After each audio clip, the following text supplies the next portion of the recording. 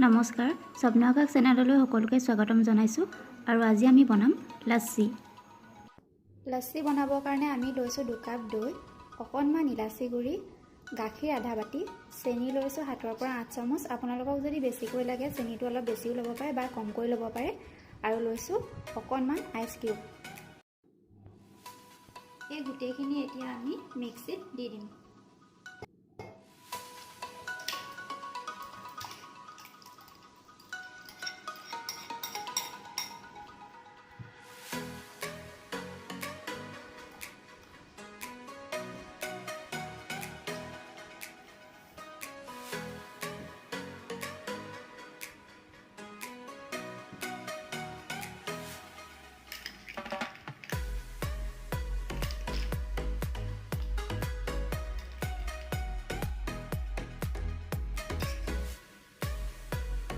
তিনিৰ পৰা 4 ছেকেণ্ডৰ কাৰণে আমি এইখিনি মিক্সিত দি দিলোঁ। লাচ্ছিখিনি এতিয়া হৈ গ'ল।